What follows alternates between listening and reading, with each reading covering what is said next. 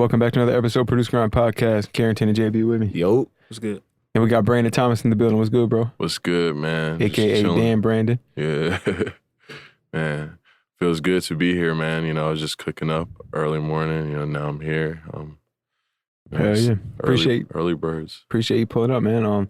I got to admit, I'm not too familiar with your entire catalog. I know, obviously you made You Guessed It. Mm-hmm. You know, that's a smash hit from a couple years ago.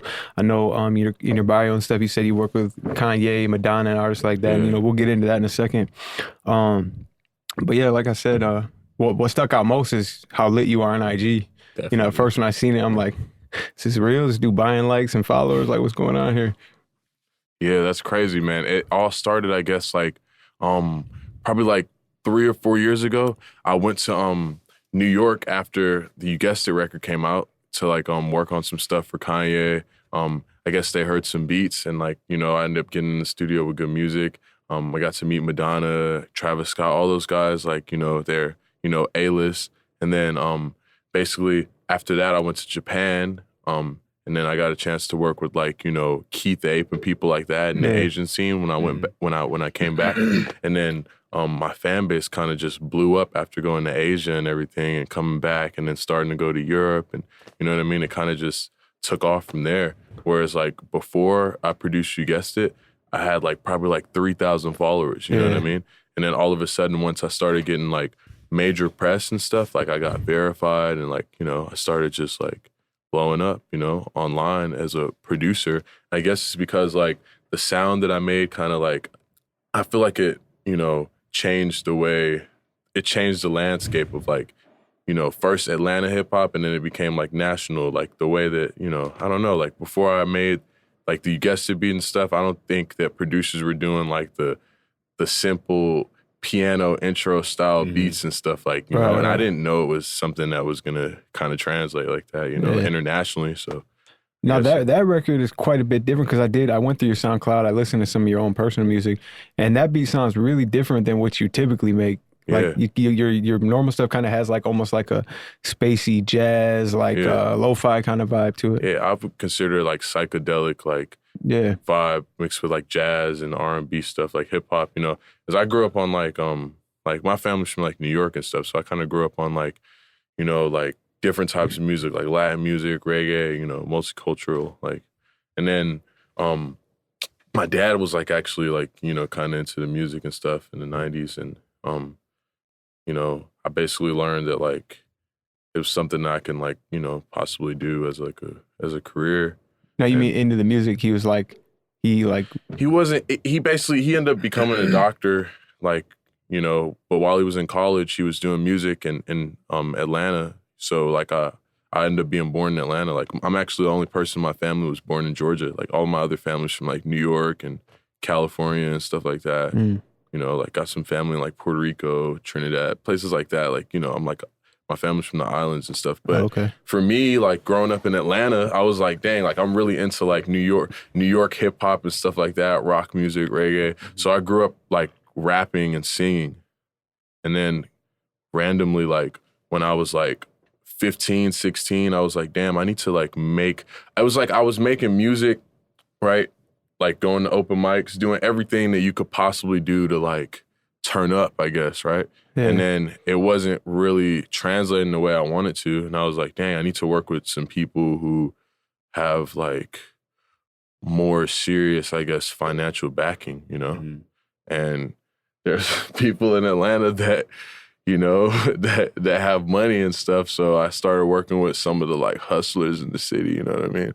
And then that the type of sound they was way different from what I was normally making, but I adapted. I was oh, so trap music is something that is actually a real thing. You know what I mean? Think about the song, a song Bitch You Guessed It. Me being 17, making a beat like that, 17, 18, I'm damn, you wouldn't think a song like that would even hit the radio. It says bitch in the chorus, it's the first word. And I didn't even know you can do that, Now there's all these crazy songs, but at that time, songs weren't crazy like that on the radio, super, hella, cursing and shit. So I was man, I'm just gonna make music and I'm gonna make, alternative trap. So I'm going to introduce the people that make trap music into real music, like, and turn them into like real musicians from my experience and like, you know, all types of music, mix it with what's going on in the trap world, like take the textures of what's popular, mix it with real music, and then, you know, help the artist grow from there. And, you know. And you think You Guessed It there's a mixture of that? Because You Guessed It.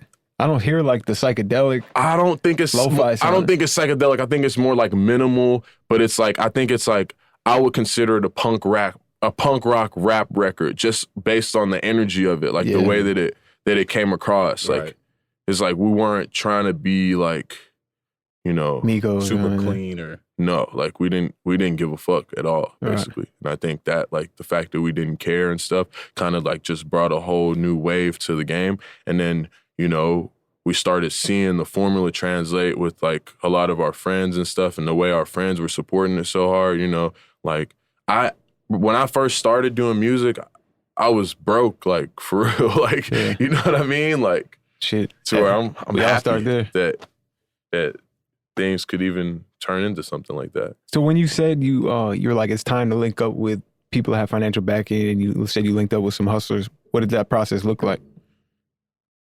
I was like, okay, so I think like it's I hate to say it, but like, not that the opportunities are like monopolized, but like there's people who are like in the scene, then there's people who, it's like there's people who like are in the scene and they make music, but like they might not be all the way there with the music, but they might be on point with the swag. Like they might be fresh as fuck. Like however they get fresh, however they, you know, get the money to buy hella designer clothes or whatever it is, you know what I mean? They might just have that look and aesthetic as somebody that's like respected in the city for the way they dress. They look like a rapper, but they're exactly, but they're not a rapper. About. Or like they might not even look like a rapper, but then you hear their voice or their talent, you're like, whoa, they're super turned up, like, you know, and they're really talented, like, you know, but they don't have the look for it. Or like they might have the look and the talent, but they might not have the personality for it, I guess, you know, or they might be trying to fit into a different personality. So you find people who like kind of just are like serious about what they do, and they're able to either find a way to like, to support themselves before they do music, or you find people who like are, I guess, like maybe not fully all the way there with it, but they're dedicated to it. It's really people who are like determined, and it takes, I guess, like money to back yourself, you know, as far as like you want to be able to do shows, you want to be able to move around comfortably, you want to be able to live comfortably. You don't want to be like, you know, like there's people that make it from like sleeping on couches and all that stuff, but like, I don't think anybody really wants to live like that, you know? Mm-hmm. So once I kind of realized, like, because I was engineering artist. So I went from like making like $20 an hour selling beats for $50 to selling beats for anywhere from like 10 to 20K. Like, you know, that's not every day, but, you know, I negotiate with the artist. Not every artist, I don't want to make an artist pay something they can't afford, you know what I mean? But like, if they can afford that rate, I'm going to definitely charge that. Wait, you know? Said 15 to 20K? Yeah, like I've actually sold beats for 20 grand before, to where I didn't think that independent? Yes, to independent artists. That's what I'm saying. It's like, it's really crazy. The internet is really like it's crazy. There's a lot of people out there, like, you know, and the people that were co-signing us when these records and stuff that I was doing were coming out were like people that we would never even imagine even getting some type of feedback or response from. Like the term bedroom producer, I think like 99% of the producers are bedroom producers. Like, I was making music in my room, you know, setting up studio in my homie's crib. I even carry travel studio with me to this day, just like, cause I know where I came from to now, like, you know, and like I had a little bit of like resources of people that kind of were like, you can do this and stuff, but no like direct connections to where like I was like, oh, this person I know is going to put me on, or this person. It's like I really had to create a team. And that's where I think like the fan base really comes from. It's like, say the internet didn't exist, or like we did it like on some 90s shit, like, you know, because our influences were like old school, like people, like OGs, like we had OGs. And that's why like I basically like, after throwing all these different events in the city and doing all the open mics, meeting everybody you could meet and still not getting the results, I'm like, damn, like okay, so I need to get around some people who have money, influence, money, power, respect, you know what I mean? And I'll do the music part, you know? Yeah. And I was like, damn, I'll even stop rapping for a second if I have to. Like, I got to do this shit. Like, I can't not, you know? How did those connections form, though? Like, The connections form from parties. Like, every time you go to a party, there's different types of demographics and different types of people in these parties. Like, everybody goes to parties for different reasons. Like, you know what I mean? You just kind of, like, start to just look around and see the way people move, and you start to, like, see, like you're like, if you have a friend that can fill up a room with 100 people, that right there is a start. Like, you can't expect to go from 0 to 1 million, you know, but you can go from 0 people knowing you to 100 people knowing you to 100 more people to 100 more people. If you go to 10 parties with 100 people each and you perform at them, you know 1,000 people. And if you know 1,000 people, and at that time I was like, damn, at least if anything, if not get famous, I can get 10 new clients that need studio time and beats and mixing and mastering, you know what I mean? Right. And I had only made like probably like 6 beats in my life at that time when I was thinking like that. And then like people, like I met this kid named Breland and this guy named OG Bluetooth. I was like, I was working with my homie C. Ken, this kid named Malcolm Pirelli. He does videos and stuff. My boy Jay Isaac, this kid named Deco, the producer, you know. From Merge and OG Parker and shit. shit. Yeah. Like, so basically, at that time, I knew all those people. I went to the Art Institute for a little bit. Like, after I went to military school, I kind of like dropped out of school. Like, my whole life was kind of like just in a weird space, but I was meeting all these cool people that were genuine kids that were all like, we all had the same goal. Like, we're serious about the music. Like, that's like our number one priority type of thing, to become successful musicians. So I was like, dang, like, man, what if like we created some type of team? And they're like, yeah, we need to create a team. Like, you know, one guy would be like, I'll put the money behind this. I'll, like, the other guy's like, I'll make the beats. I'm like, I got the studio and I'll engineer. I'm learning how to make beats better. I'll write music, whatever we need to do to make the goal happen, you know? Like let's do this shit completely independently, you know, which is hard to do, but if everybody is on the same wave of doing it independently, then it'll work. So basically we created a collective called OGG, you know, and then we started, you know, gaining like a little bit of buzz in the city because we pull up deep as a team and started passing out merch everywhere. We had our own, like, I guess call it an incubator, kind of like a studio, but like a crib where like on some real world shit where we're like, we like 10 people living together, like together all the time. It's like we have to figure this out. Like, we're not here for no reason, you know what I mean? So we're always recording. It's like an engine. It's like a assembly line, you know? So can you go through like who I was in OGG? Because I heard Ronnie J was in OGG too before. Yeah, there was a point where Ronnie J, you know, he was there for a second. I met him actually at the Blue House on Edgewood.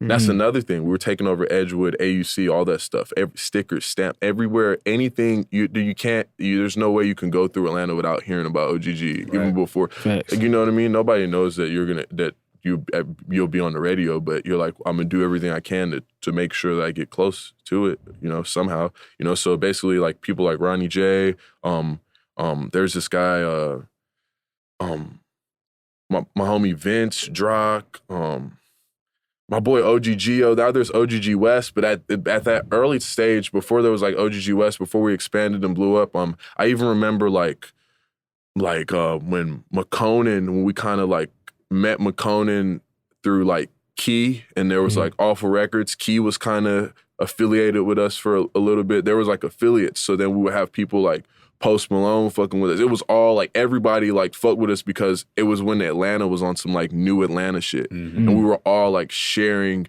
Because like I feel like the way the fan base and the fans are, they're not like loyal to one specific artist. They're digesting Atlanta as a brand, you know. So anywhere you go in the world, Africa, Europe, Middle East, like, you know, like you're from this capital of music, like, you know what I mean? It's like, it's a brand. Like I don't even think people really care about what the music sounds like and stuff. But yeah, so all those people, you know, GG, basically like had different relationships with different people. They brought those people in to see what was going on. These people started sharing, supporting it, co-signing it, you know. Once Maco signed to like QC and everything, his career like literally took off because he was working with the Migos and some of the hottest people in the country. And I'm still unsigned, you know? Yeah. So, what was your relationship with OGG once they did sign to QC and shit like that? Once they signed to QC, at that time, there was a lot of different things going on. Like, okay, I was working with Key and Maco at the same time, and they kind of went their separate ways. And like me as a producer, I'm like, well, I'm going to still work with both of you guys, you know, whether you guys are happy with it or not. You know what I mean? Like, oh, they kind of like didn't fuck with each other. They kind of just were, they're just two completely different types of, like, they have two completely different personalities, you know? So it's not like we can force people to fuck with each other, you know what I mean? It's only so far that it can, you know, like that tape, after that tape, it was done. I felt like it was done before the tape, like, even came out, like, you know what I mean? Yeah. So also like Man Savage, he's like, right, he's like my bro. Like a lot of these people, Sunny Digital and Man Savage definitely helped shape the situation. This guy Steve-O, he's a dope manager in Atlanta. We basically had a situation, we had all these people involved as a team, and Maco and Key were like the artists on it, and I was the producer that produced the tape. And, you know, we got like guest appearances, but like from like Sunny Digital, like he gave us a beat on there. And then this guy Dexter from Awful Records was on there too, like on the outro track. And then it like all those crews and stuff kind of like merged. So it's now like, oh shit, I can just pull up on Sunny. I can pull up on the Awful Records of McCona. Like that same, even like during that same like week, I know it's kind of like, this is like a lot, but it's like that, even that same week, I remember they recorded like the Wrist record. That's an independent record that I saw Key record at the Awful Records studio, like just in the living room off of a laptop. And it's just like those quick, like songs that took like 5-10 minutes to make kind of like shaped our careers. Right. Even though we put in so much work and did so much music and moves and hustling, all that shit before any of those records were even created. And those records were kind of made our names, like, you know what I mean? Yeah. And the relationships. So how do you go from kind of having this crew in Atlanta that's kind of like buzzing in Atlanta to meeting Madonna, meeting Quincy Jones, and touring the world? Like, fill that gap in for me.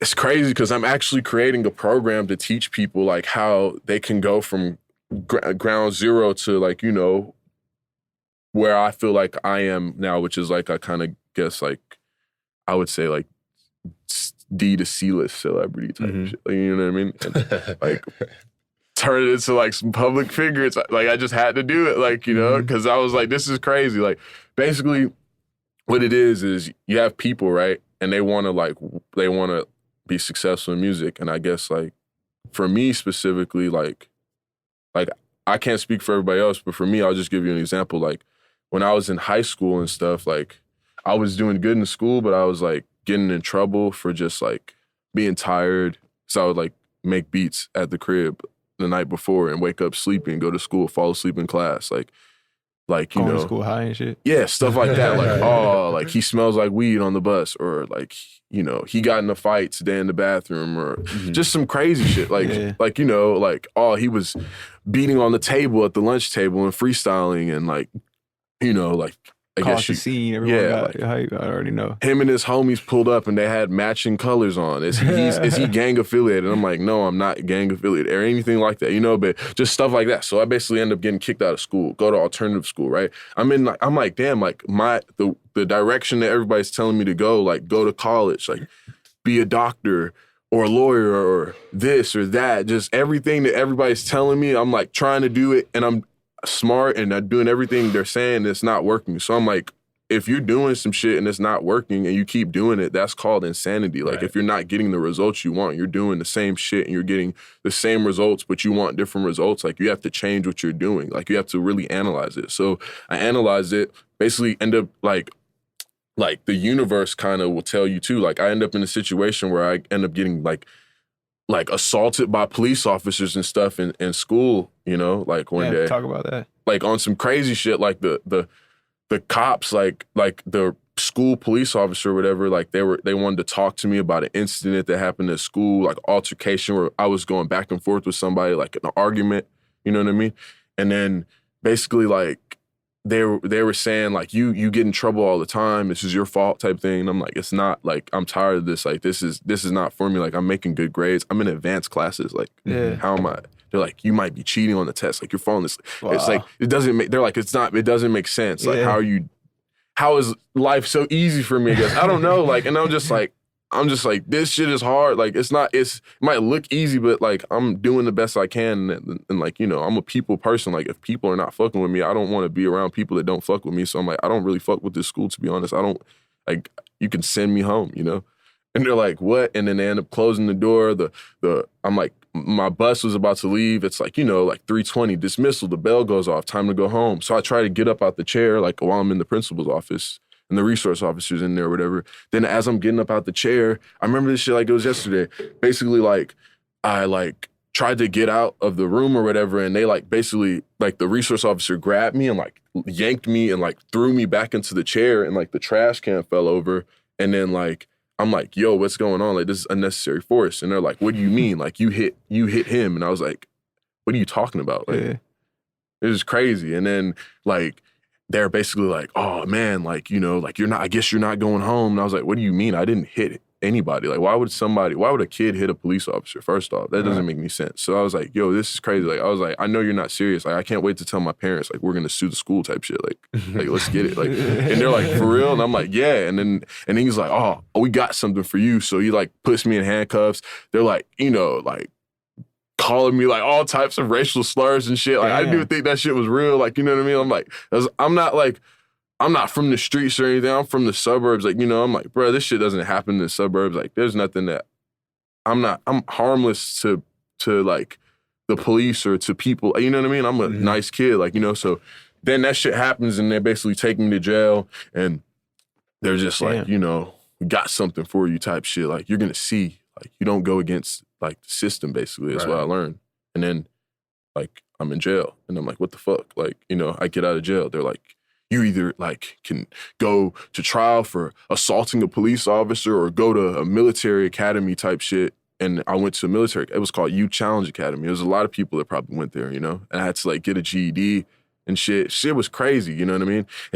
And after that, I go to the Art Institute. So I'm like, shit, all these situations are happening. They're showing me like this path of like school and 9 to 5 or whatever, even if it's a successful 9 to 5, that's just not for me. Something's telling me that I'm supposed to be speaking to the people, whether it's through sound or through, and basically at that point, like, after military school, when I was in military school, I was like away from my family and all my friends for like 6 months, and that basically. That wasn't in Georgia. Where was it? It was in Augusta. It's called Youth Challenge Academy. It's like for troubled troubled youth, I guess. Like, so it was like some like that shit made me feel like I was kidnapped, but it was like discipline at the same time. So I tried to find the good in all these situations. I'm like, damn, I'm away from everybody for 6 months.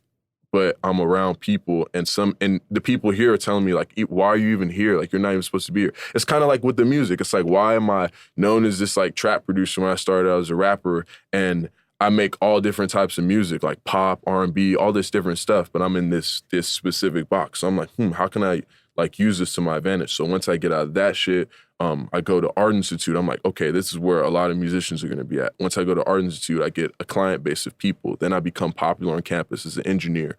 Then after that, I'm like, I'm done with Art Institute. What's next? Okay, all these kids go to parties and they all go to Art Institute. So these kids are partying and they like music. So how do I get on the mic at the party or have them play my music?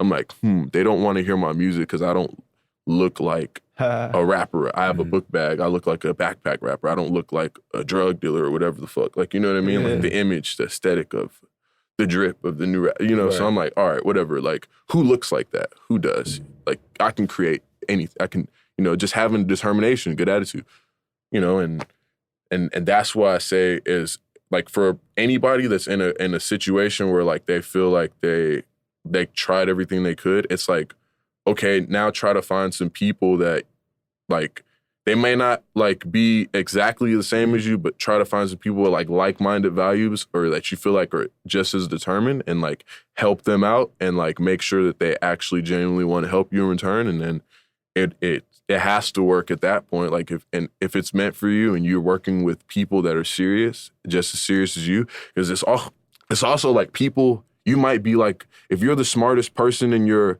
situation, or you're the best in that situation, that's not the best situation. You're supposed to be in situations where there's people that are also better than you in ways, and you can't just like expect to turn up and if you're the best person and then everybody else is like kind of like lacking, or, you know. And in my situation, I was the youngest person in OGG. So I might have been the strongest musically, but in other areas, like I was still maturing. Like, you know, I had never really even been to clubs and stuff like that. You know what I mean? So like that was a situation where I learned a lot, you know, and yeah, so it's kind of like that shit was on some like family shit. And I basically feel like as a producer or artist, what have you, anybody wants to be a musician, you create a family and kind of create like a fraternity almost around you and your vision, and find people who have a like-minded vision, create a brand, elevate it, and, you know, let everybody shine how they want to, you know. Yeah, how do you like? Because when you're trying as a producer and you're trying to find like a local artist to work and build with, especially like when you said like you try to find someone that's like a hustler or something like that. I feel like those situations could be hard because you got someone that's like 1 foot in the music, 1 foot in the street still. They might drop a project, then they don't drop for a year. Right. And you're like, yo, what the fuck? Damn, I just spent the last 3 months every day building with you and shit. I thought we got plans, and all of a sudden, man, fuck that music shit. Like, what are your thoughts on that? And that's what I'm saying. Like, that's why I was like, bro, I have to work. Like, when I was working with Maco and Key, I was like, I'm working with both of y'all. Like, I can't choose one over the other. Like, you know, they're like, why are you working with bro? Like, oh, like you're fucking with the ops. Like, like, you know, I don't fuck with bro no more, or vice versa. Like, why are you still working with bro? Like, we already fell out. I thought you were on my side or my. And I was like, I started with bro. How am I supposed to shift and go work with bro and still not work with my homies, my team? And like, bro, we should all be working together. And I would just push like, bro, we should all be working together. Like, that's on y'all if y'all are, you know. So you basically find somebody that like, and you have to kind of just tell them. That's what it is. Like, I watch interviews from like people, like I used to watch like even like all the Producergrind interviews. Like, I'm what people would say a big producer, but I still like humble myself and watch all the interviews you guys put out. I like study the personalities of some of these people. And it's like, you can come from whatever background, be whoever, but when it's time to state your piece, like as a man, or even the female producers, whoever you are, you got to basically say what you mean and mean what you say. So I think it's that, like, and once you meet that artist or somebody that you feel like has talent, you have to tell them, like, look, like in this area, I think you're really bright, but in these areas, I think you might be fucking up. And if you fix these things, you might be in a better position. And then also, if they're doing hella crazy ass shit like that, you're like, bro, this shit can get you fucked up and in trouble. Like, you shouldn't, I don't know, like, which path you want to go down. Like, I'm trying to help, like, you know what I mean? You got to kind of be the light in the dark, I guess, you know what I mean? Like, yeah. Like, some of the best people are put in, like, the darkest places to, like, kind of change the outlook of it, you know what I mean? Like, you know. So you guys are building, you know, you're working, putting out music on a smaller scale than, you guessed it was like your first. Nah, it was a song called Roadrunner. So I'll tell you, I'll give you a little brief overview. So Roadrunner, we did that shit, right? And after I did Roadrunner, I was like, okay, I finally learned how to make a trap beat that sounded good. Because, you know, I just started using FL Studio this year. My little brother actually taught me how to use FL Studio. I was using Logic before that. So I was making all my beats in Logic Pro. You know, my homies Jay Isaac and he was using Logic, and then Deco was using FL. So I was like, eventually I'm gonna get to FL, but like, you know, and that's why I was like, Deco, join OGG, you use FL. You have the sound that's on the radio that people are looking for. You know, even though I'm like, you know, he's gonna go get all the placements. It's like, this is good. Somebody needs to get him. Like, bro, you have what they're looking for. Like, I promise you, because he had like 100 beats uploaded to YouTube. I was like, bro, take these down. Like, what are you doing? Like, these are the same. I was like, these same beats are the beats that you're gonna hear A-list celebrities on. I promise you. I guarantee it. Like, you know what I mean?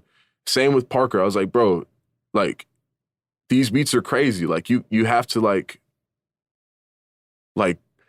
which way you want to do? You want to be big or you want to be like, there's no in between. It's like, go hard or go home. And you already went hard. You just need the relationships and people to connect the dots. So I looked at it like this, right? If you take a hustler, they might be selling or moving, whatever, right? If you take them and tell them to push beats and push music, if they're a salesman, if you're a hustler, if you know how to get money, you can get money from whatever. You could sell bottled water, like, you know what I mean? So that's how you got to do it, you know? And I think, like, it's just a combination of that. Cause if, like, I might have been one of the people who thought that I was going to be successful, but I don't know, maybe they thought that they were going to be successful quicker. And then like, after I made the Roadrunner record or whatever, like, a whole, like, aesthetic of, like, all these, like, street artists and stuff that I would never, like, usually be in the same room with, like, started wanting to work with me and stuff. And I was like, this is interesting. So it is working. You know, it's a shift. Like, when the universal shift, it's like, oh, shit, like, so I need to keep doing this. And then basically... What is that shift like, though? It's like you basically realize that, like, in your mind, despite if everybody's telling you, like, oh, this... Like, if people are kind of might, like... It might be your parents or whoever. They might be like, nah, don't do this or don't do that. But you might be like, I know this is going to work, you know? I can relate. And if it's not something crazy that you're going to, like, you know, like, I'm not, like, in the trap or something crazy. Like, and now I realize my parents are looking at what these artists look like or how these artists act or whatever. And they're like, no, like, you can't be around people like that. And I'm like, what do you mean? Like, these are normal people, like, you know what I mean? Like, a lot of people don't know. Like, I met Maco at Georgia State. Like, these people were in college and stuff, too. I'm like, bro, just because somebody might look like this or act like this doesn't mean they're not as intelligent as, you know what I mean? Like, you know, like, they just, hopefully, like, you can get these people to not do as much dangerous shit, you know, and not be around dangerous people. But all these people are good people. Everybody's just trying to do what they can to survive, you know? So, basically, when Roadrunner came out, the hook was like Mansion Flex and Opera Stuntin'. Like, I've been road running Monday to Sunday. Basically, he got that record to all the DJs kind of like one by one, like different clubs. He would get the DJs to spin it. Once the DJ started spinning it, Key heard it. Then Key was like, you know, Key helped change everything because he was already working with Mike Will and all them and 2-9, you know, Curtis Williams, all those guys. Like, it's like CJ. Brothers, like all those guys are like the bros. So they already kind of had a platform. So we kind of like went under their wing a little bit. Started like, okay, what shows do they perform on? How do we perform on these shows? Like, you know, all 10 of us can't perform, but, you know, Maco has money and he is like respected in this scene and he can kind of go thug it. Like, so we're gonna have him open up on all these things. And you know, like my boy Breland was in the fashion shit heavy, so he's gonna connect the dots with the fashion shit. Make sure, like, and that's what I mean. That's what I'm saying. Like, that's what the shift. What the shift is like when everything starts to upgrade and improve. Like everything, your life starts to like. It's even on some shit where like, even exercising is important, eating right is important, being around the right people, like cutting out bad habits. Even if it's like, if you smoke hella weed, you might have to cut that in half. Like, you know what I mean? Everything that you're doing, you might have to like go back to the fundamentals because we get used to having all this shit. Like, even when you get bigger and bigger, you get used to the lifestyle and then you forget to realize like, damn, like I came from this. So I have to still remember, like, I have to be able to like, you know, not smoke weed or not like, you know, I might have to go somewhere and pull up in a suit or like, I have to basically still be able to adapt to like what's going on and remember where I came from to make sure that I don't overextend what I'm trying to do or mess up my situation from taking shit for granted because I think shit is going to just keep going. Even with the money, man, it's like so much, man, it's crazy. The traveling, all this shit, like, but it all comes with, it all starts happening so fast and you just have to kind of go with it and adapt and like, you know, life, universe, like everything will just start providing for you. Like if you're on the right, like if you go with the flow type of thing, you know. So. And then how did the You Guessed It record come about? There is a rumor out there that OG Maco said he slapped you or something like that. Oh man, see that's what I'm saying. So that's why, like, that's at that time. That's why we kind of fell out a little bit before that. But at that time, that's why I kind of like went to a point where it was like, nah, bro, like we're not on speaking terms for a while. You know what I mean? Because it was just like that never happened. You know. So it's like he basically like he exaggerated it. He grabbed a pair of headphones from me and then like, you know, we weren't talking for a while and then I start hearing these rumors that he said he slapped me and then and that's when I was like hanging out with Key a lot and then he also really ready to slap somebody. Yeah, and then I'm like, bro, like what's going on? Like, bro, this is crazy, you know? It was like, man, I don't know what happened. It was even a point where like, bro, like on some crazy shit, one time they like spelt my name wrong on the record, like on some like took the H out of the Thomas, like on some or like just Bruh, just crazy shit like Brandon Thompson instead of Brandon Thomas. wow. I'm like, bro, y'all are tripping. Like, Oh yeah. and I just had to be like, Put some bro, respect like, on his name. Right. like I have all the music on my hard drive. So if y'all want stems and sessions, like now it's just straight business. Like that's when I realized right there, like, whoa, this shit is like all this friendly shit. Like, don't get it twisted. Like, I need my bread. So now it's like, okay,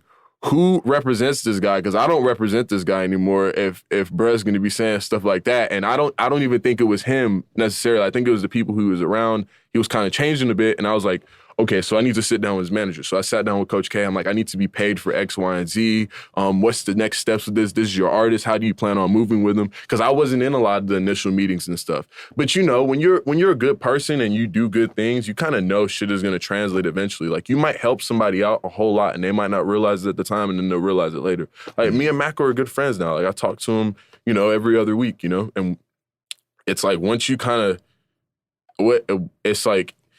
We can't, even if we wanted to stop speaking, we couldn't. It's like we change each other's realities. Like once it could be your worst enemy, but if they did something to help you change your life, when you wake up every morning, you're going to think about that person like throughout the day, like not like, you know what I mean? But that person's going to cross your mind. It's like you can't like pretend like you don't know that person helped you out. So I just felt like at that time, since him and Key were beefing, they were dissing each other and stuff, and there was just a lot of like tension and crazy shit going on in Atlanta. I kind of just had to separate myself. And that's when like around that time, all that crazy shit was happening. And I was like, damn, I did all this work and got to this point where I'm respected in Atlanta. Now people are trying to tear down my name, slander my name, spell my name wrong on records, do all types of weird shit because I don't want to sign to this person. I don't want to do this, or I don't want to be around these people. Or I might stop hanging around certain people. And it's just like, you know, people like, oh, BT changed, whatever. They might think, oh, he's secretly signed to somebody.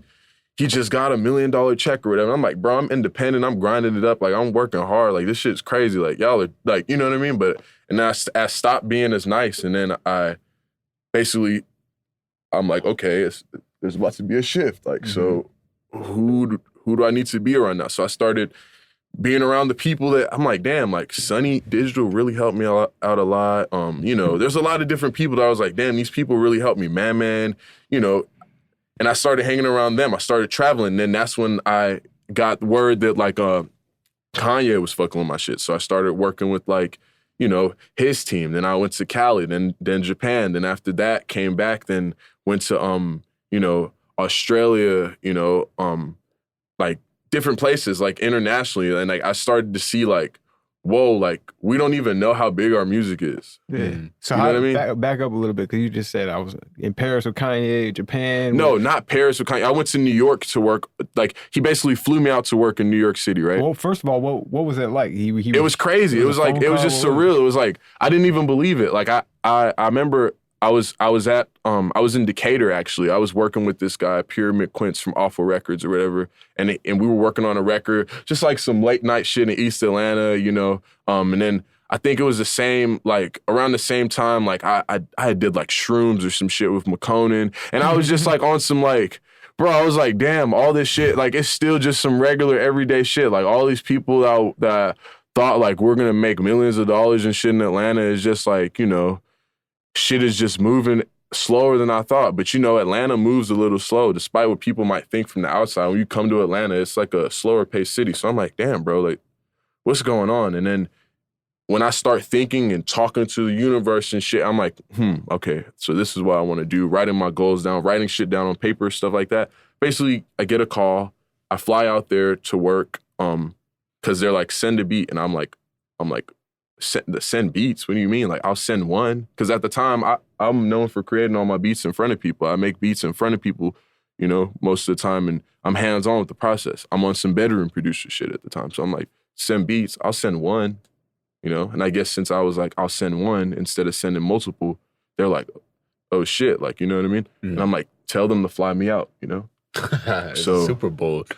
Yeah. Because it's like, bro, at the end of the day, what am I going to do? Send bro 5 beats? It's not like he's going to rap on them and put them out. I did a song with Kanye. He got A$AP Rocky on that shit. And I met Rocky at Mike Will's, one of Mike Will's ear drummers parties like a couple years ago. And then he was like, yo, I just got on your beat. You're Brandon Tom. And I'm like, damn, if bro knows who I am and What song was it? It was a song called Whole Lot of Money. It never even dropped. Like, you know what I mean? And it was a super dope song, like, you know? And then I heard a version of the song with like The Weeknd on it, because once you start working with people like Kanye, believe it or not, bro, that shit really changes everything. Even if the music don't come out, just the relationships that you meet around those people, it's crazy, man. Like, the label run, when you're working with these people, you start going to all the labels, just everything changes.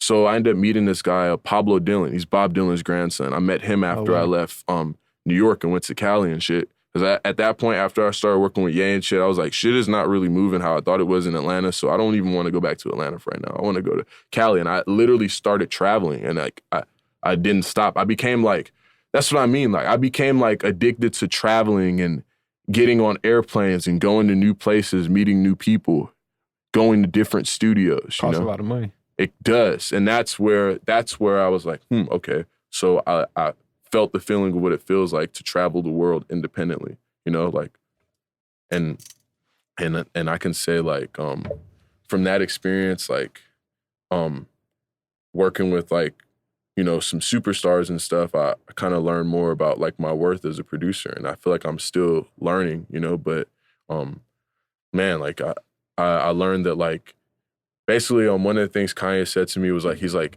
this shit is the NBA, like you're in the NBA now, like, you know, like it's like, you know, Saha the Prince was there too, and that was really cool because he's from Atlanta, so I got to chop it up with him, but like I got to see the way the studio flows. I got to see the way everything, I basically learned, like I told Madonna this, I was like when I left the studio, I was like, after a couple of days, I was like, everything that I learned like growing up and shit that I thought I knew about music that I learned from Atlanta, like I realized that I don't really know shit, and like I learned so much more in this 3 days of these studio sessions than I've ever learned like working in Atlanta. Damn. So I felt like when I worked with Kanye, I felt like a new producer. I felt like it was day one type of again. What were some of the, like, give us one revelation that you had or something like that? Just seeing the way he cooks up and like how like he's like one with the music. Like bro was wearing these like Timberland boots, and like he was making the beat and he was like jumping up and down like with the kick drum and shit, like on some like he's like on some. Are you feeling it? Like it's Disney. Like it's just it's crazy. It's like I was like, damn, bro's really like in the music. Like he's one with the music, you know. And then he gets everybody kind of on the same wavelength, and everybody's just creating like let's make the dopest shit ever. Kind of like, and kind of like how that, you know, that new Dreamville clip of them like going crazy with that shit. It's like that. It's like, damn, like they're really going crazy. Like everybody's cohesively working together to create the best product. And that's what I kind of learned from that. A bunch of minds come together. Yeah, like when minds coming together. Because a lot of the times on the come up, people don't really want to actually work together or give each other the secrets to like success and how they did stuff. Everybody kind of wants to like, what I notice is like, they will help each other based on what they can get out of the other person. And then like the relationship just kind of phases out. And it's like, you ever have like all these numbers and contacts in your phone of people who you chopped it up with and dapped up, like, and it's like, and it's like, oh, we're supposed to work, or we're supposed to do this, or and it's like, it's probably never going to happen unless you like went out of your way to, but it's like, how come people can't meet halfway more often, you know? And then I'm like, damn, and that's another thing. I'm like, damn, if these people will fly me out and work with me, it's like, it almost made me feel like, damn, like I've been being almost disrespected by a lot of these artists and people and I didn't even think of it like that. Cause at that time, before I got to work with famous people, I was like, damn, like I thought it was like I thought it was an opportunity for me to get somebody to rap on my beat when it's really the other way around. You know what I mean? Like, do you think that's part of the process though? Like, do you think that portion of like that time period of like feeling almost like you said disrespected, do you think that's a process to when you get to the finally like the Kanye level, it's necessary to go through that? Or hell no, bro. You don't my fault, bro. No, you good. Spit on the table. No, you good. No, but look, like, bro, to be honest with you, I don't think it's good to feel disrespected or to feel tried. Like, that's just not cool. Like, it basically like it can discourage you and make you feel like what am I even doing this for?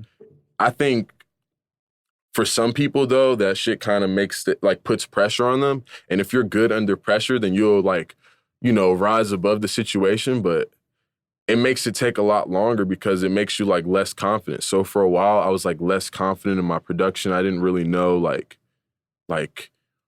if people were gonna accept what I was making. And then it got to a point where you start meeting more and more people and you become like damn, like everybody's coming to me for what's cool and what's, you know, next or. So is people what helped you kind of become more confident in your music, or like what helped you, like, me and you were talking about this earlier. Sometimes there'll be months where you're making beats and it's just like, bro, this is just trash. So where do you get to the point, like, how did you get to the point where it's like, yo, actually, even if like it may be trash in my mind, but it's actually good music? Traveling because, okay, you might go to, like, okay, in Germany, for instance. I was recently in Germany in January. I brought my little brother out there, like, probably like 5, 6 of my friends, like, you know. Basically, I got to see that, like, they're making trap beats, but their shit sounds like 2009, like old Drake. And I'm like, whoa, but so a trap beat I make that might be a throwaway trap They'll beat. be like, yo, they'll be like, bro, crazy. This is crazy. And I'm Right. like, bro, this might be one of the worst beats I have on my computer. You know what I mean? But to them, it might be crazy. Or like, you know, you might go to New York and be like, okay, now it's time to bring out some of those old ass 90s beats that I made a couple years ago. And then people fuck with it, you know? Like, like one time I played a beat to Jim Jones that like was like old as fuck. It was like an old ass beat from like 5 years ago. And he like really fucked with it. And I was like, damn, I never thought somebody would like this, you know? Or like you might get a record in a commercial or like some sync license shit and be like, damn, like this random interlude that didn't even have drums like is usable too, like, you know? And you were thinking of the opinion of what the person that you might have played the music was telling you about it, but You say you think of the pain? you think of the opinion of what the person that you were playing the music to tells you about it. You know what I mean? As you think that's the whole world's opinion on it? Yeah, you know? But once you start traveling, you start seeing the different people like different things. Like not everybody listens to trap music all day. Not everybody listens to like, you know, certain type of shit. Like when you go to Cali, it's the West Coast shit. So that's what I mean. Going to these different cities for like a month at a time, sometimes even longer, you know, just cooking up every day and getting inspired by the sounds of what they have going on and the elements of what they do. You basically adapt to their sound and start making different types of beats in different cities that you go to. Where have you found that your music resonates? Like you're as an artist, like on your SoundCloud analytics or whatever. As an artist, I feel like my SoundCloud's cool too. Shout out to SoundCloud. I'm actually like was one of their first like premier members. Like I actually went up to their office when they had the San Francisco office. They closed that shit down. Oh, for real? Yeah, I went to the Germany office too. But basically, like SoundCloud, like I think more for me, I think my music kind of resonates more in like the UK and like, you know, Asia. Like for some reason in Asia, they allow you to make like kind of like whatever you want, like more in-depth arrangements. You know what I mean? What do you mean? What do you mean by in-depth arrangements?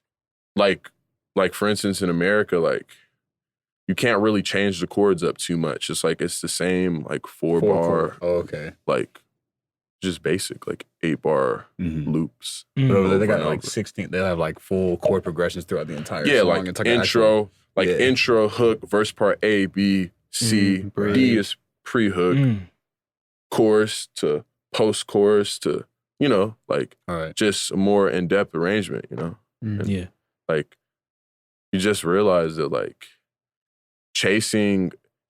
basically you realize that you have to do what you want to do, like in your mind. Like if you want to make trap music, like go crazy and focus on that shit. If you want to make this, and that's one of the crazy things about it. Like meeting people like Deco, seeing like damn, I wouldn't think Deco would be like such a dope, crazy trap producer that's like way better than me at making trap beats and all this shit. Like when I meet certain producers, I'm like, damn, this guy's incredible. Like, you know what I mean? I'm like, damn, what? Like, it might make me rethink what I'm doing, you know? Facts, right? And I'm like, whoa, people need to hear this. So it's like collaborating with people. And then it also comes to a point where you kind of become like more of a music director too. Like, and that's kind of the stuff that like when I like met like Quincy Jones and stuff, I kind of see like they look at it as like on like a way bigger scale, like on some orchestra shit. Like it's like I feel like like the more time I started spending on my laptop, the less traveling and the less money I was making, you know, and then when I was getting paid, it would be to come to a studio session for an hour or two, maybe 4 hours max, you know. Nobody's going to book studio time for 24 hours, you know what I mean? Especially at these big studios, no matter who the artist is. Right. Like, they're only booking a certain amount of time like that, you know, because people have budgets. Like, you know, everybody's a normal person at the end of the day, you know? They have a certain budget. It might be way higher than yours, but it's still a budget, you know? Like, nobody can just ball out and go crazy like you may think, you know? And then kind of just work with these people, and if they don't know what they want, then tell them what you think sounds good for them. It's basically be vocal with your opinion and kind of just make sure you like speak your mind and tell people what you think, you know? I got a question. So you have all these experiences, right? Working with Kanye, traveling the world. How do you monetize these experiences and actually, instead of just walking away with just the experience, actually, how do you turn that into, okay, I learned this at this experience. How do I make more money off of this? Well, I can say one thing is making sure that like, that's the thing. It's like being independent, you're gonna learn a lot more, I guess, but you're gonna like you're gonna learn a lot more and make a lot more money in the beginning, but then you kind of like start losing money because you don't exactly know everything to do. So it's like a learning process more when you're independent versus like if you sign to the major leagues, kind of.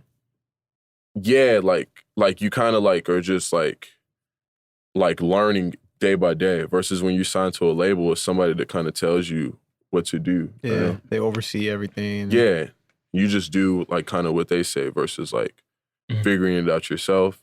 Why did you never sign? Because at the time, like, I was kind of scared to sign. Like, I didn't know like what, like, because it was weird. It was like the record was so big like that. I didn't know like who was the best person to sign to. And to be honest, like most of my catalog that I had was like stuff that was completely opposite of that. You know what I mean? It was like stuff that like we were just talking about that. What were we talking about it? Where they were talking about that can be a bad thing when you blow up off of something random. Oh, Mario. That was Mario talking about? Because we were talking about cosigns. Yeah. No, I don't. When the song you blow up is bigger than the actual artist? No, we were talking about because we asked them, they're sampling. Who the hell was it? Oh, that was C-Clip. C-Clip, yeah, facts. Yeah. Shout out to C-Clip. And he was saying, like, when you go outside of your shit, like, if you were to just make an EDM, say you're just doing your regular thing as a producer, you make trap beats, but you just made an EDM beat and it blew up. Now everyone's expecting more of that. And you're like, bro, I don't even do that shit. Like, I don't even know how to do that. Yeah. See, yeah, that's basically what it is. It's like like some of these records are like in the moment. And then I think that's when you kind of like start to slow down as a producer, as an artist, when you're like trying to like remake the song that got you big. You know, like when you're trying to like, because then you're trying to redo yourself, what you already did. And the universe kind of, like time you can't never go backwards. Like time keeps moving forward, you know? Keep reinventing yourself. Yeah, like y'all can never go back and make you guessed it again. No. Like that was just a captured a moment. Yeah. So and the fact that we were so pressured into doing that kind of like slowed us down kind of because we were just like, trying to force something. Oh, you're pressured to redo it, you're saying? Yeah, like to remake that sound, like to make a whole album, or for instance, it sounds like that, or keep making tapes that sound like that. Is that what the labels wanted? Yeah, and then we're hearing other people redo that sound too, and then we're just like, what's going on? Like this, you end up kind of getting frustrated with the wave that you kind of create at that point when they're like trying to get you to redo some shit that you know what I mean? And then you start doing different shit, and those same people, those same connections might not be interested as much anymore in the other shit that you make, you know, like your house beats or whatever, you know what I mean? But then that's the thing, like you go find the people that are interested in the house music, and that's what I'm saying. As an independent producer, it's gonna be hard, especially if you make multi-genres, because it's like you have to find different people so networking is a very important thing when you're independent. But then, like, you know, I don't know, like some of my friends at the time were telling me, like, don't, like, hold out, don't sign to a label yet, especially if 5 labels are offering you deals at once, you know what I mean? It's like, you just kind of like, damn, maybe I can do it myself, you know, especially with the traveling. Then you start meeting people that are like, you start meeting private investors and stuff, and people that just like want to see you do good. They'll just like kind of help invest in you and stuff. And that's a blessing as well. Like, How the hell you meet those guys? traveling, being in the right club at the right time, talking to people. Like, it's really... Regular life shit. Yes, but yeah, doing regular life shit in the places where the 1% is at. That's the gem right there. Get around the people that are in the 1%. And then what do you do? How do you go and shake a hand and start those conversations? Kind of let it naturally happen. It's 1%. You gonna start the conversation. You gonna be there. It's a good example. Well, one time there was this my friend Laven Cali. He had a show, and I basically Quincy Jones was in the audience, like sitting down. I was like, bro, Quincy bought a ticket to your show, bro. This is crazy. Like, what the fuck? Like, they're like, yeah, he's here. Like, he's right there. I'm like, bro, I'm about to go talk to him right now.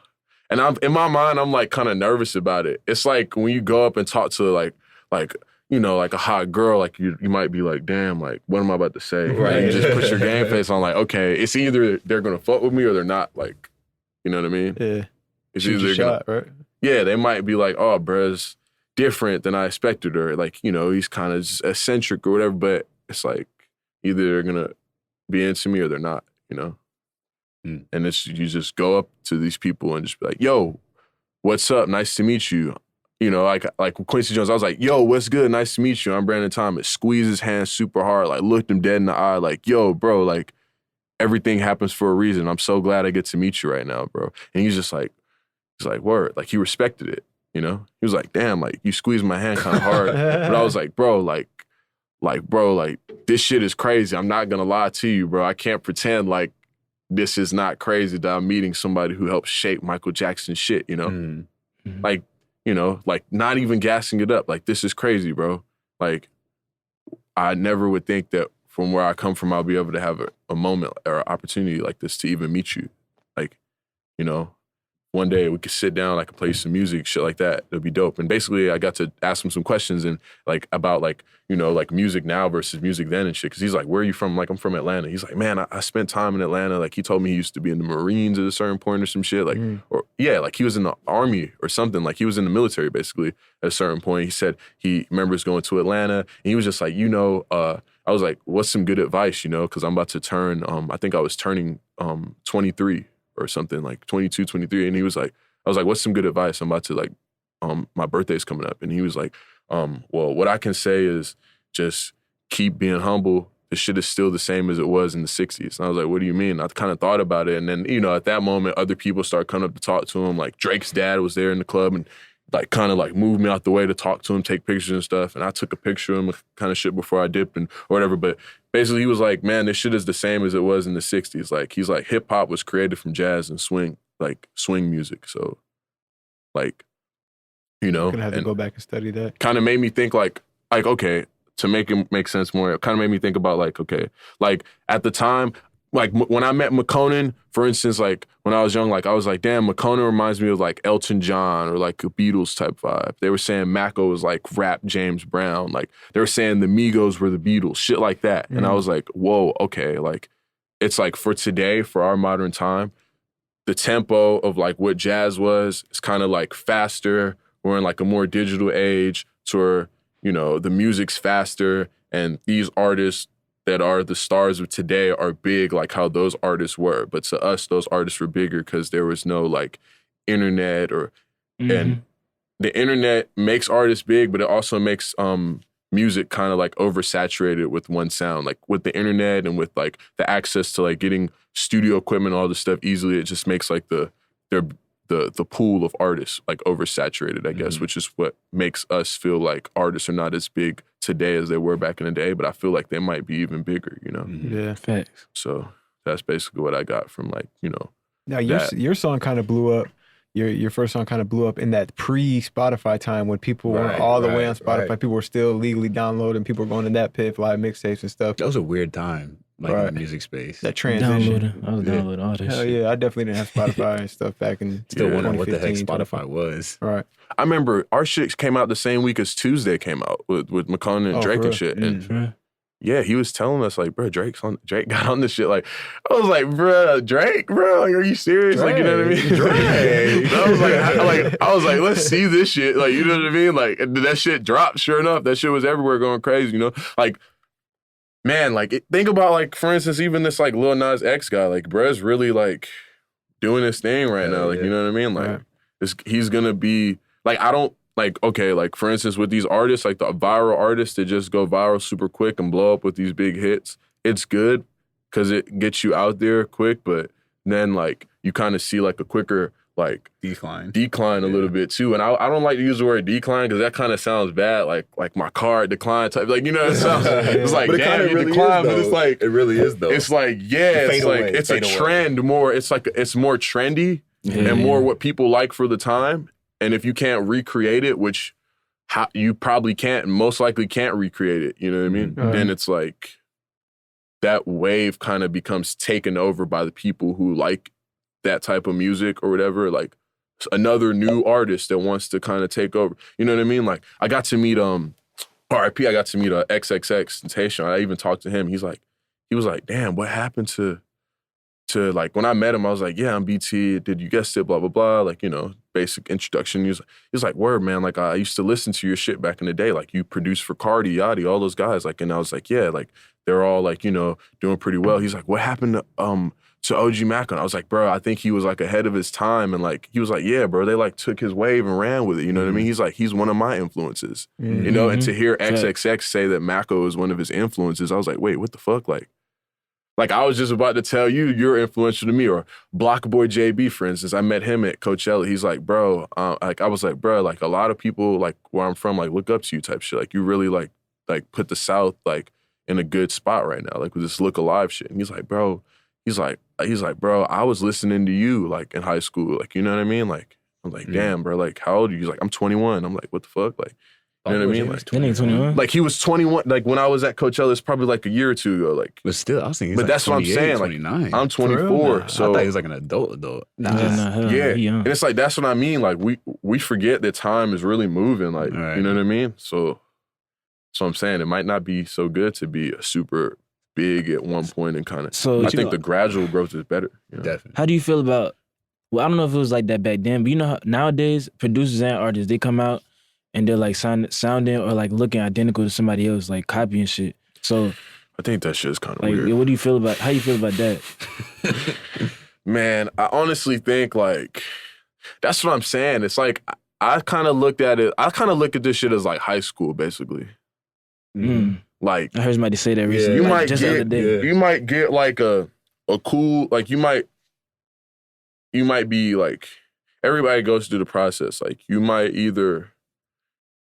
Like once it's like you get accepted into the cool crowd, at least for me, like at first I was like, man, like this music nerd type of kid. I used to skateboard and shit, like, you know what I mean? Like I was a skater, like, and like music nerd type of thing, like, you know? And then first it was like, like, you know what I mean? You're not like most people that I would think like you'd be like, you know, and then I basically like became part of the cool crowd once I started recording people and stuff in my school. And I was like, bro, this is lame. Like, these people don't really fuck with me. Like, like, you know what I mean? Like, fuck this shit. Like, I'm about to create my own cool table. So at first it's like me sitting by myself at lunch to me sitting at the cool table to then me being like, bro, fuck the cool table. I'd rather make my own cool table. And then I start sitting by myself again. People want to sit with me at my cool table type thing. And then that's what I'm saying. It's like, it's that simple, like, you know? And I think nowadays, like, people, a lot of people you might see an artist and think that it's the most confident artist or the most toughest person. It might be the complete opposite, you know what I mean? Facts. And they don't know what the hell they're doing. They just, and they so much don't know what they're doing to where they have to make it seem like they do and make shit up like they know what they're doing. They know how to move, you know what I mean? Like blind leading the blind type shit. Like, and you might like, you know, a lot of people don't realize that shit. A lot of these artists are just following like it's like some like copy paste, like, or like just like people use the term like industry plant, but I don't even think it's that, because who wouldn't want to be planted in the industry to blow up? Like that's kind of cool, like, you know what I mean? But I've never heard somebody say that. They have that perspective. I think it's more like people are just following what other people are telling them to do to the T, to where they just like are kind of like giving up for themselves, giving up the complete rights and ownership to everything they're doing, just like blindly following people. And I think that's why you're hearing a lot of artists that sound like another artist. Like it's kind of like, even like how that's why I stopped like sending beats out to people that I don't really want to send beats out to, or like, you know, emailing hella producers. Some producers surprisingly, I have some friends that said they emailed a famous artist and they got on the beat, you know what I mean, type of shit. Like they got huge placements off of emailing. But me, I've never gotten a placement off of sending an email. Mm-hmm. Everything I've done was in person with the big artists, like all these artists I work with in person, you know? The only time it's an email is when I already have a relationship with them. So somebody might say email, and I might, for me, for the type of personality I have, you need to meet me in person or it might be misunderstood. You might not even understand me until you meet me in person. So I can say like, some people listen to people, like 90% of people, or 80 to 90% of people, if they feel like somebody has influence or power over them, they're going to listen to everything that person says. And then there's that 10% of people that's like, I don't give a fuck. Like, I'm going to do what I think is like the most sensible thing for my reality and my team of people and the people that I think are important, like, you know. Because the only thing that makes somebody more important is if they have more money, you know, realistically, you know.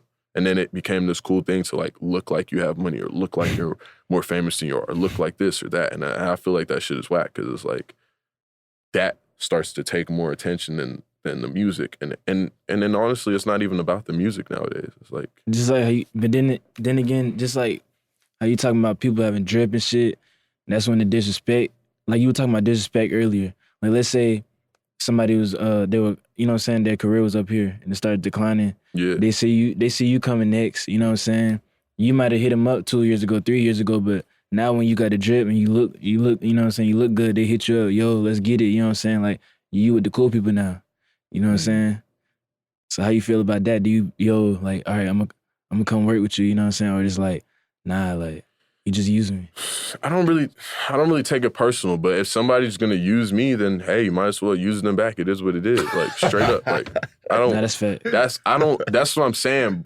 That's what happens to you when you start working with bigger people. You realize like, bruh, like there's people out here that literally don't give a fuck about you at all. Like you could fall off a bridge or something, or like you could be homeless on the side of the street with a sign. They'll walk past you and laugh at you, or like they'll look you dead in your eye. Like that's what I'm saying. That's how this shit really is. Like people don't give a fuck. Like so you can't even have time to like be emotional with the music shit or none of that shit. That's why I like kind of even separated I'm like, okay, like I have my sound. I make real music. My music's tight. I fuck with my music, my sound. I help people write. I help people develop their craft, whatever type of style of shit they're trying to make. If they're trying to be on the type of wavelength I'm on, we can collaborate or whatever. If not, we might not need to collaborate. I might just produce for them. If they want a trap beat, I look at the trap beats as like McDonald's. So it's like, okay, if this person likes to eat McDonald's, here, I'll give them McDonald's. If this person likes to eat like, you know, luxury, like food, like I'll give them the luxury shit that they want. It's like you gotta kind of realize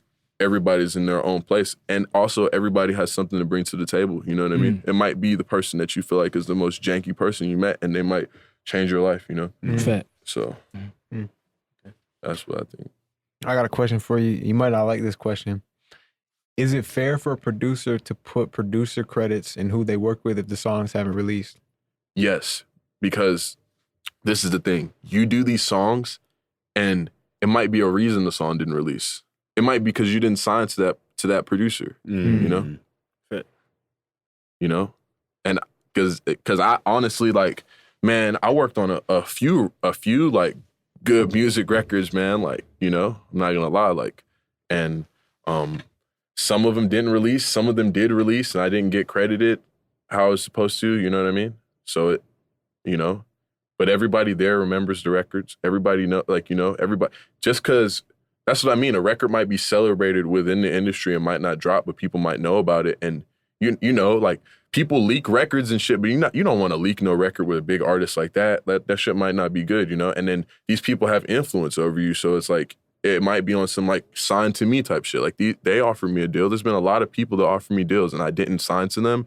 And then slowly but surely the relationship kind of phased out into like, okay, well, if you're not going to sign to me, then why are we gonna work? We're not gonna work. Yeah, you know, but then you can't take it personal because they might be on some shit like they already did so much in their career they're not about to let you get exposure off of them and change your life on some like, you know, some like overnight celebrity shit just because like you're a dope producer. If you're not signed to them and they don't have it on paper that the agreement or terms or whatever, so you can't take it personally the music doesn't drop or whatever, or you don't like get, you know, what you thought you would get out of the situation. But right. Some people would be offended by that, but that really is just business. Like straight up, that's what I mean. I learned it's all business, like, you know, and yeah, like I think it is cool to put the credits of all the people you work with, even if they're not like, because think about it, if I didn't tell people about me working with Madonna, then they might not know that I'm even capable of making that type of music. Right. And then it's like, who else can say that they worked with Madonna at like age 17? You know what I mean? Like, that was like a life-changing experience. You were 17 working with Madonna? Yeah, it's like, I'll never forget that shit. That shit was crazy. Like, you know? Like, even my mom, like, thought I was tripping, like, at a certain point. She was like, are you serious? Like, are you really? And I was like, bruh, like, I'll FaceTime you right now. Mom, like, what are you talking about? Like, you know what I mean? Like, like my mom's an accountant. Like, she doesn't fuck with the music shit like that. Like, she's like, bruh, like, they just don't this shit's capped out. Like, you need to chill. Like, stop doing music. Do something else. Go to Atlanta Metro Tech or something. Yeah. You know what I mean? I'm like, what? Like, you know, like, and that's what I'm saying. I even stopped telling like my family and shit about my musical accomplishments and shit. Like, I stopped telling. I was like, okay, I'm gonna create my world around what I'm doing and tell the people that I know like music and advertise myself and tell the people who need to know and you know what I mean? Like, not everybody gets the vision of where you're trying to go and understands what you're trying to do. Mm-hmm. But as long as you know what you're trying to do and you like, that's what I mean. It might not.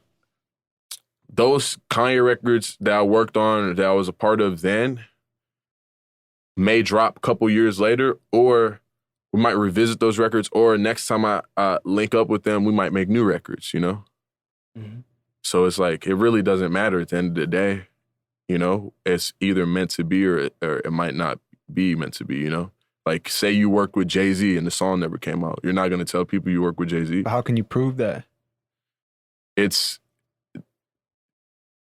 Ask Jay-Z, you know what I mean? It's like, that's what I mean. It's like you can't really prove it all the way, right. but you can, you know? And then even with these records, it's like, I guess you could kind of fight for your position on it or your credit or whatever it is, but sometimes it's not even worth the fight. Sometimes it's like, you know what you did, you helped influence and shape and inspire music. I'm glad to have the credits on certain shit that I do have, like my independent placements and stuff. And then that's another thing. It's like, when you're such a strong personality in some of these places and rooms, sometimes people don't really, like... question it? No, like sometimes when you go into a big studio with big artists and you're kind of like, not unknown, but like they don't really know you like that, and you have such a strong personality, they might be like, whoa, like, you know what I mean? Yeah. Like I'm the star. No, yeah, I'm the star. Like, don't come in here. And who are you anyway? Like, don't outshine the master. You know what I mean? Right. You gotta like think like 48 laws of power, like all this shit. It's like, I don't know. All I can say is that like something I'm doing is working and getting these artists and stuff to wanna work and collaborate. Like, I talked to some of the biggest artists in Latin America, Asia, all these different countries. That's what I'm on now too. Like my bro Kino Beats, like, man, like bro's going crazy overseas. Yeah. Like, yeah, he just did an interview with y'all recently. Yeah. Mm-hmm. But yeah, like people like that, like that I see going crazy overseas and shit. Those are the people that I kind of like, you know, get advice from now that are doing the same thing that I'm doing. That's another thing. It's like, you got to get advice from people that are doing what you're doing and see what they're doing and what they're doing right and what they're doing wrong, and then get advice from the bigger people and see, because everybody's working to get to another level. Even if you know, like Sunny Digital did a birthday song for Kanye and 2 Chainz. It's like, I didn't hear another Kanye record from him, you know? And he said, I asked him about that record. He said he got that record through 2 Chainz. And he's like, bro, it's amazing that you got to meet Kanye and work with him in the studio. That's tight, because he said he didn't work with Ye in the studio. He said 2 Chainz got Kanye on the record. And he met Kanye at South by or some shit. And I was like, damn, that's crazy. That's a completely different Kanye experience than I had, you know? Yeah. And then I started thinking like, but like, we're just as big as these people if they want to work with us, you know? You're just not supposed to think that, I guess, until you like have 30 Grammys. But it's like, is the Grammys even relevant like it was back then? You got to follow. Like, what are the Grammys? Though. Like, what is YouTube? Like, you know what I mean? Like, like I would say SoundCloud's bigger than YouTube. For real? Like influence, or like just What you mean? like every day I get on SoundCloud. Well, not as much anymore. Like now I'm in like a different headspace. I listen to like easy listening and jazz and like stuff that's like I can think to. Like I don't listen to heavy rap music and stuff like Yeah, I like feel that like listen to anymore. lo-fi and shit like that. Yeah, like Right. sometimes that shit's not good for your brain to bullshit. listen to. It's not good waking up having lyrics in your hell head. no. Yeah. You know? But yeah, like I would say I use SoundCloud and Apple Music more than I use YouTube. For music or for like all purposes? Just okay, like you get on your phone, right? Mhm. Like the screen time app, it shows me I use my phone for maybe like 7 hours a day. Mm-hmm. Damn, that's a lot. Yeah. It's a full work shift almost. But basically like, I realized I use the SoundCloud app a lot, or like some people that might use YouTube app a lot. But that's what I mean. Like all these apps and stuff are like all kind of like the same. Like it's not as crazy as you would think. Like especially like I've been to like YouTube headquarters, Chelsea Market, shit like that. I'm like, damn. After going there like It's like pretty normal. 10, 15 times, or going to SoundCloud headquarters multiple times, you're like, okay, like Producergrind might end up being bigger than SoundCloud one day. Like people don't know, what is. And then if you guys have interviewed more cooler people than them, then you guys are like, you know what I mean? Like think about like when Soulja Boy started doing his interviews again. Soulja Boy's back on fire now. I mean, Soulja Boy is like somebody who's like just he's not like how he was back then when he was like super on fire, like in his first like prime, but like when he gets back on the radio and talks his shit and gets on them interviews and shit, that shit is, you got to pay attention to it, like attention. yeah, that's what I mean. He grabs the world's attention, I feel like people, it don't matter if we like him. Floyd Mayweather fucks with him. Mike Yeah. Tyson fucks with him. That's what I mean. It's like people. I feel like people forget what he did in the past though a lot. You know what I'm saying? Yeah. I remember when I was young, like when I was really young, watching his vlogs and shit. Mhm. Like when he first came out, remember he used to make vlogs? Yeah. Like he used to do a hell of vlogs, you know what I'm saying? People try, you know what I'm saying? They just exactly. He created. That's what I mean. He was one of the first people to go viral. That's another thing producers and artists don't realize nowadays. You gotta like study the game and like see who came before you and like study the what they did right and what they might have did not so right. You know what I mean? Like there's a lot of mistakes that I feel like, like with like record, like you guessed it, like there's a lot of things that I feel like we could have did better. Like, like capitalize on the opportunity more. Yeah. Shoot a better music video, But the music video was lit though. The music video was cool. It matched the song. I mean, it could have been like.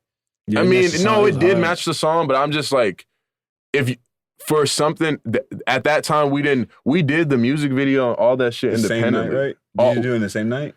Like around the same week. Like he drove up to Trillex with Rome Fortune and redid the music video. We had did the music video in Atlanta, and then him and Key fell out, and then that's another thing. They like took Key off the song and replaced it with putting 2 Chainz on the song, but the new video version that came out was just Mako and not Key on it. When Key is too much funny stuff. Yeah, Key was one of the main reasons the song blew up. And I just realized, man, with these songs, like a song is just a song, but when you create a world around the song and you create a movement and a brand and stuff, that's what people buy into. That's what people fuck with. That's what labels want to see. That's what the world wants to see. They want to see a brand around the shit. They don't care about just a song. They'll dance and turn up to it while it's on the radio, And then you also see another thing that I noticed is like when you're on the charts, everybody's your friend. When you're not on the charts anymore, No one talks. no one gives a fuck. Like, Yeah, I can see that. when you're about to get back on the charts again, they fuck with you again. It's just like, We are running out of It's time here. We got about less than 2 minutes left on our audio recorder here, though. So let everybody know where they can go follow you at. Well, you can follow me at on Twitter and Instagram at DamnBrandonT. DamnBrandonT, DamnBrandonT.